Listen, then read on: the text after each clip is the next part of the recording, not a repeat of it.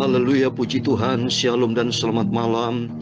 Selamat kita bisa berjumpa kembali di dalam kasih Bapa kita Tuhan Yesus Kristus pada Rabu malam ini, tanggal 30 November tahun 2022. Berarti malam yang terakhir bulan November, karena besok kita sudah memasuki tanggal 1 Desember. Hidup ini penuh tantangan, hidup ini penuh perjuangan. Bapak Ibu bisa hidup sampai detik ini, satu karena kasih setia Tuhan, kedua secara horizontal, itu memang kita senantiasa berjuang untuk mempertahankan hidup bersama dengan Yesus.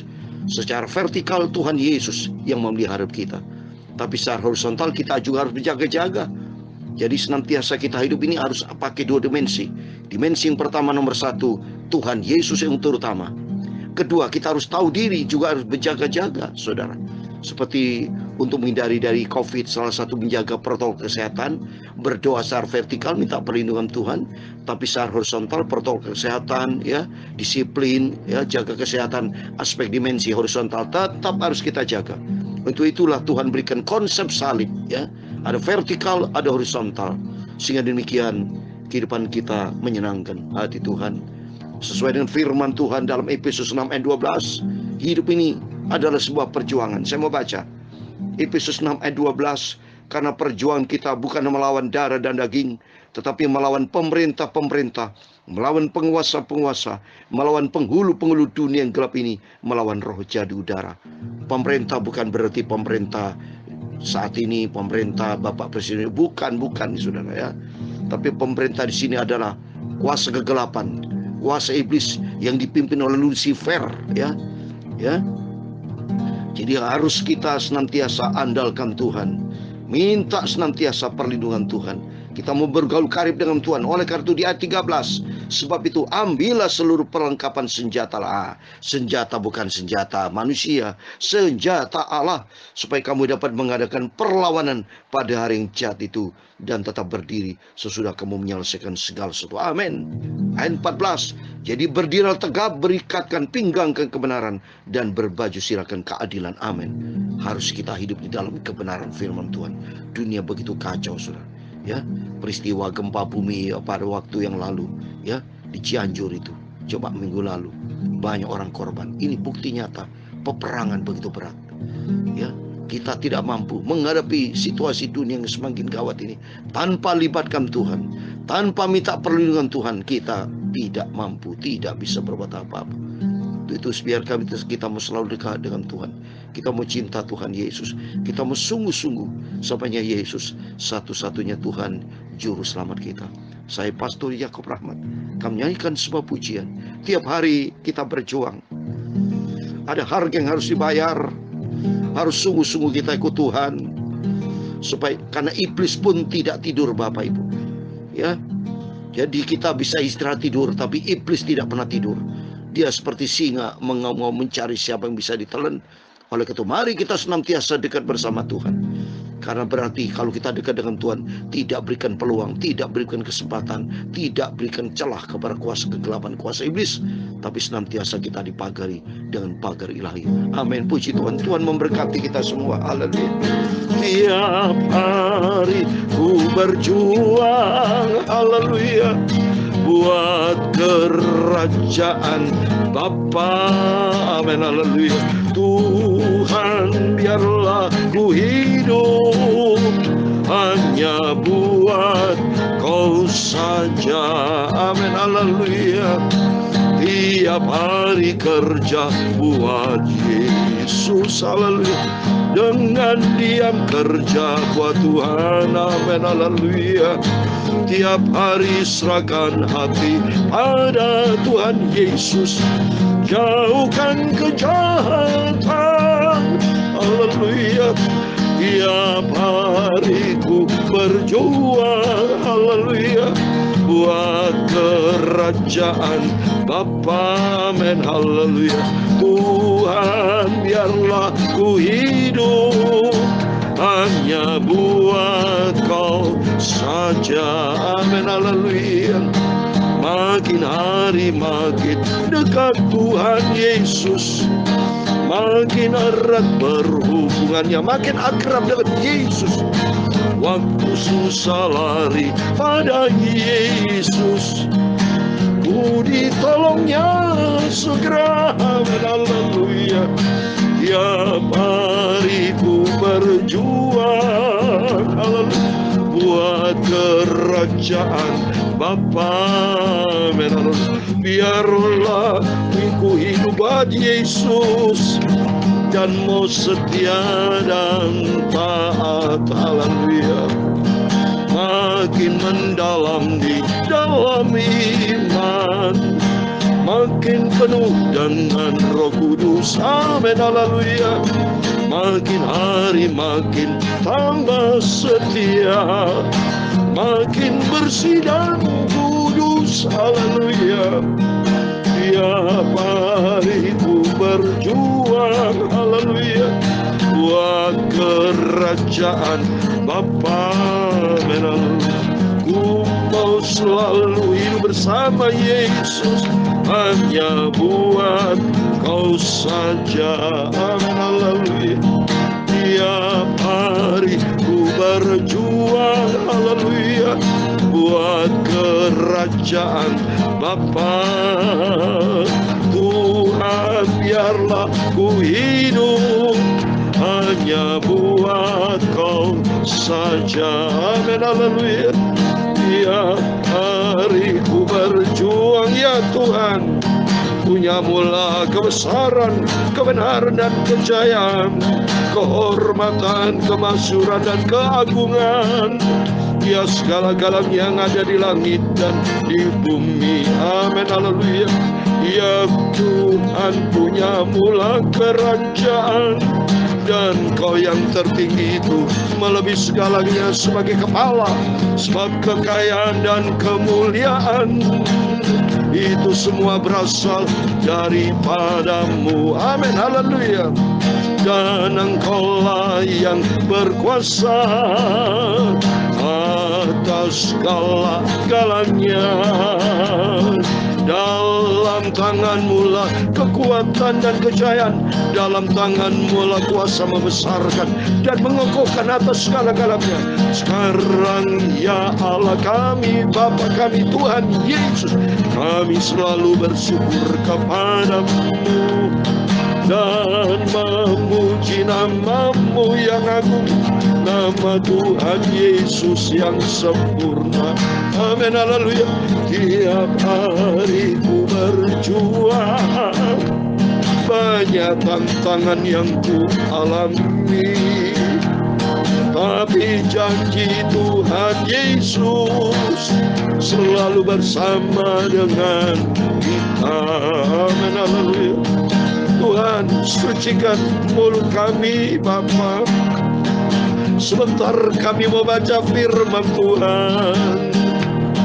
Ampunilah semua dosa-dosaku, salahku dan khilafku, Tuhan Yesus, amin, haleluya. Tiap hari ku berjuang buat kerajaan Bapa, amin, haleluya. Biarlah aku mau hidup buat Yesus, pakailah hidupku ya Tuhan Yesus. Segala puji, hormat, segala kebesaran, ketinggian, kemuliaan, keagungan, kesempurnaan, kekudusan, tempat tertinggi di atas segala-galanya hanya bagi Engkau Tuhan kami Yesus Kristus. Engkau adalah sentral hidupku, Engkau di atas segala-galanya. Kami hamba menurutmu sudah berdoa, haleluya, amin, puji Tuhan, haleluya. Semangat yang tinggi kita terus maju di dalam pekerjaan Tuhan. Semangat yang tinggi kita berjuang itu ikut Yesus. Jangan mau kalah dengan daging, jangan mau kalahkan dengan kelemahan-kelemahan, kita buang dalam nama Yesus. Semangat kita ikut Yesus. Sebab memang kita firman Tuhan hidup penuh tantangan, Bapak Ibu. Bayangkan Tuhan Yesus sendiri pernah hampir tidak kuat secara manusia. Karena pada waktu dia ada di Taman Getsemani, dia berdoa kepada Bapa di surga. Ini bukti, saudara, bahwa manusia itu, karena Yesus saya katakan ini sebagai manusia. Sebagai manusia sama dengan kita, ya. Dia menghadapi tantangan begitu berat pada waktu berdoa di Taman Getsemani. Ya Bapa, kalau berkenan kira-kira cawan ini bisa terhindar. Karena Yesus tahu secara manusia, ya, di balik setelah cawan ini, cawan bicara murka. Ada murka, artinya ada kesengsaraan, Ada salib yang luar biasa harus ditanggung, melewati kematian. Tapi Yesus berdoa, bukan kehendakku yang jadi, kehendak Tuhan. Artinya melibatkan kebesaran Tuhan. Kehidupan kita menghadapi tantangan, silakan menghadapi persoalan seberat apapun. Tapi kalau bertemu dengan Yesus, kalau hidup kita bersama dengan Yesus, perasaan yang seberat apapun itu menjadi ringan. Maka kata Tuhan, tanggunglah aku, karena kuk yang kutanggung itu ringan. Ringan kalau bersama Yesus. Di luar Yesus, beratnya minta ampun, saudara, bahkan bisa mati, tidak kuat. Bisa orang bunuh diri, stres berat. Maka oleh itu kita mau andalkan Tuhan. Kita mau senantiasa bersama dengan Yesus. Kalau bersama dengan Yesus, pasti akan tampil lebih dari pemenang. Mari kita baca firman Tuhan secara singkat, saudara, ya, dalam kitab Wahyu. Ya. Puji Tuhan.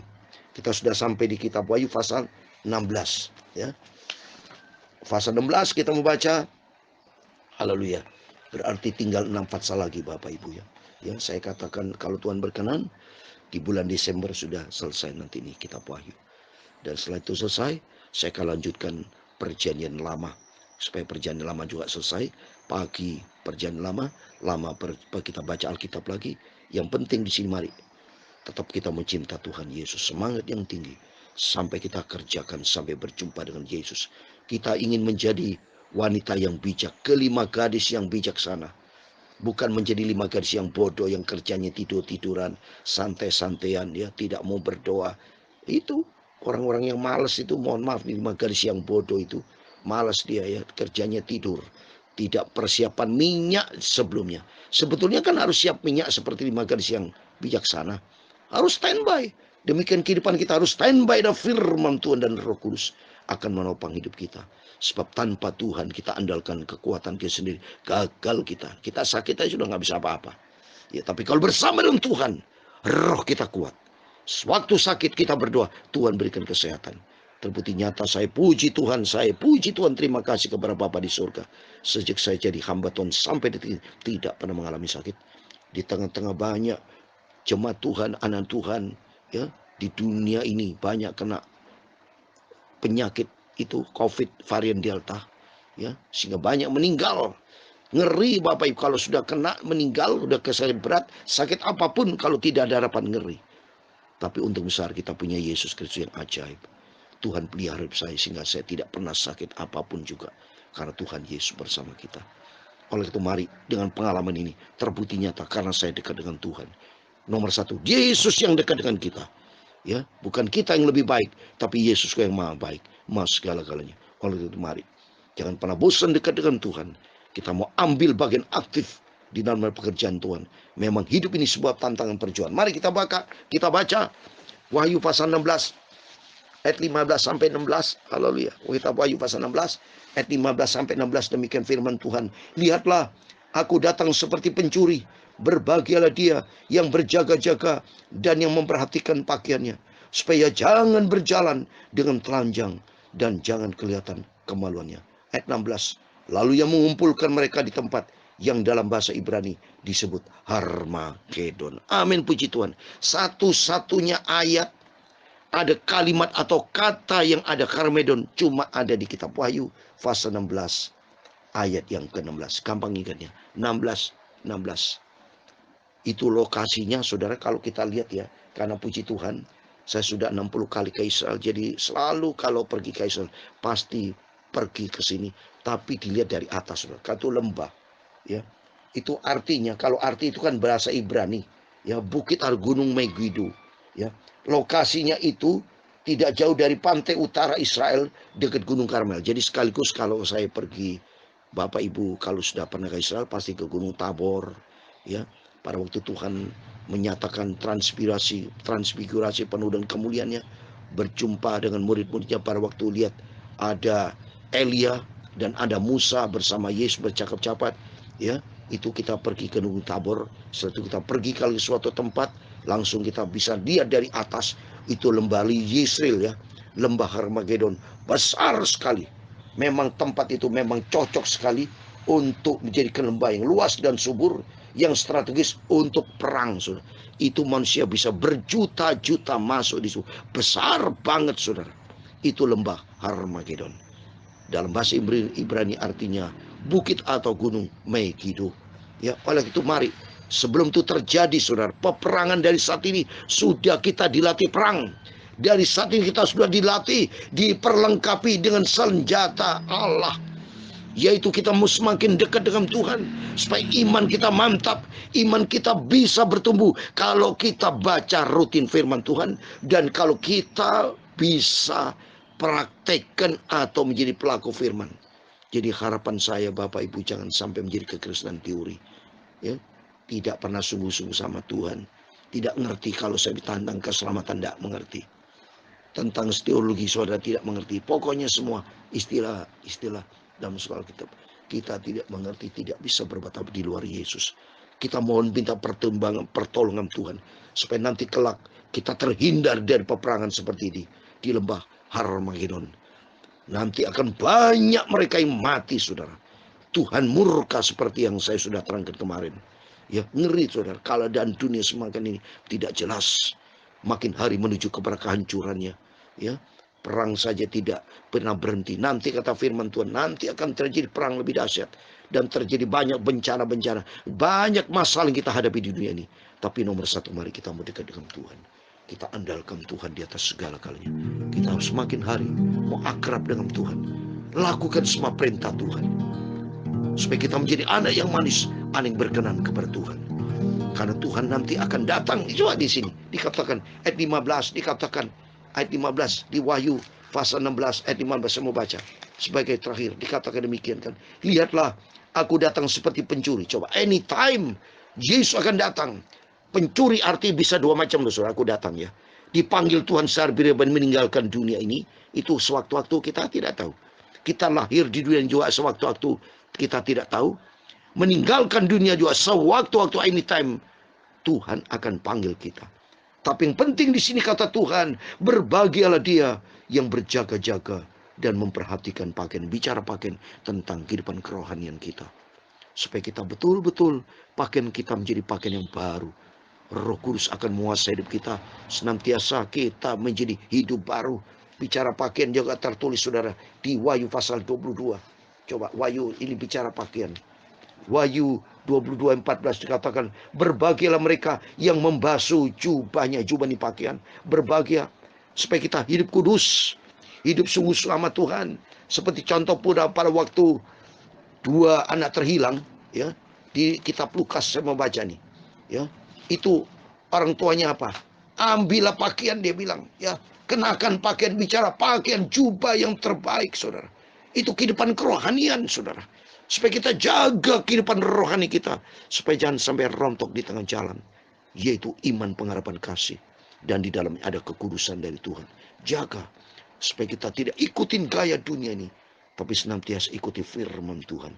Kata-kata firman Tuhan, berbahagialah kalau kita menjaga pakaian rohani kita, karena Yesus itu maha kudus, dia maha mulia.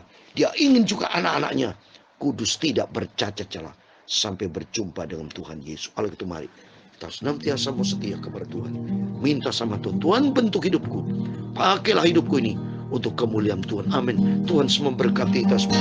Tiap hariku berjuang, haleluya, buat kerajaan Bapa.